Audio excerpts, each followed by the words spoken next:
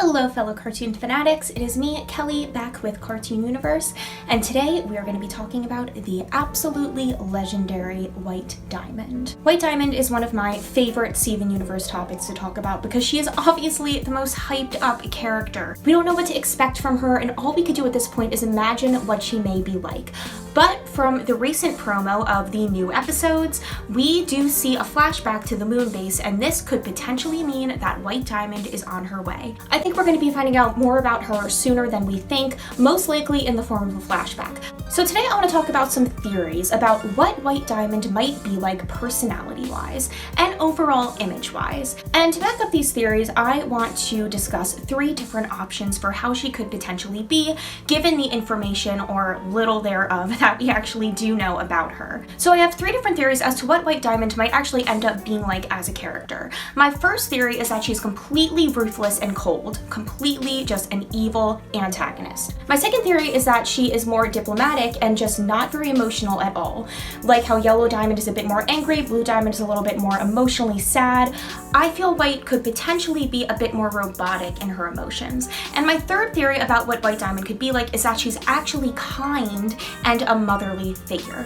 So let's say that White Diamond actually is completely evil. We already know that she's most likely the head of Homeworld, especially when we saw that giant statue dedicated to her on Homeworld. It kind of looks like she's the head honcho. So considering Homeworld, from what we know of it so far, isn't the nicest place to most gems, and it doesn't really accept gems that are a little bit different, we can suggest that if White is in charge of Homeworld, she is not the nicest gem herself. But how do we know this for sure? Well, one thing that we do know as a fact is White Diamond is huge and very, very powerful, especially when we see the clip of the diamonds all using their powers for the corruption song.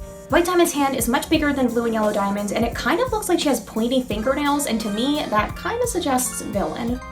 So I'm not really sure if she's evil, but one thing we know is that she is insanely powerful. Now, my idea of White Diamond being completely evil, though, is the least likely scenario out of my 3 theories.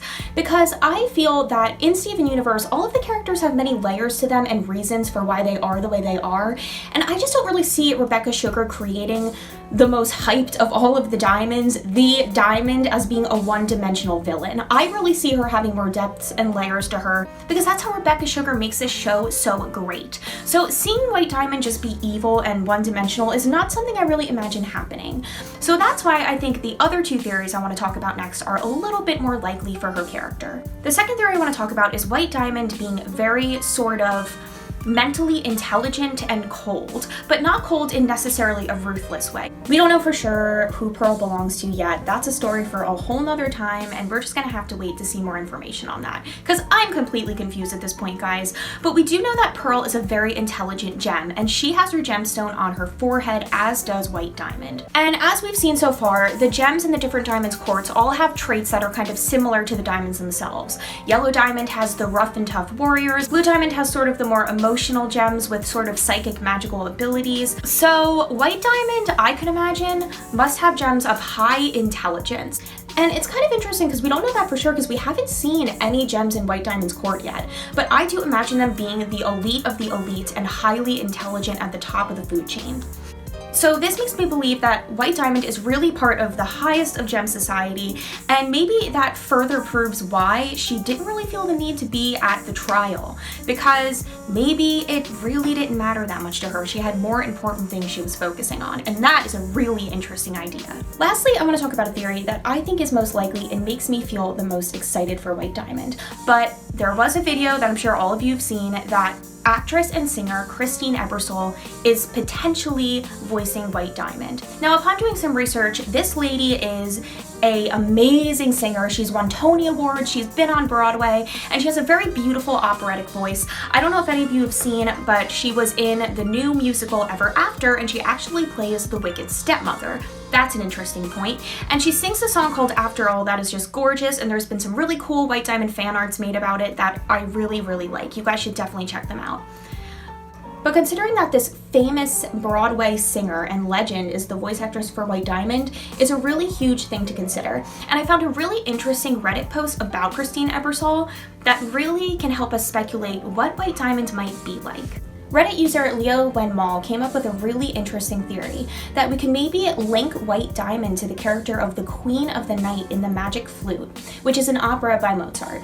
I used to study opera, and there's an amazing movie about Mozart's life called Amadeus. If you guys haven't seen it, I would suggest watching it. It's a great film, kind of a classic. And Christine Ebersole actually plays a famous opera singer in this movie, and in one scene she actually is the Queen of the Night.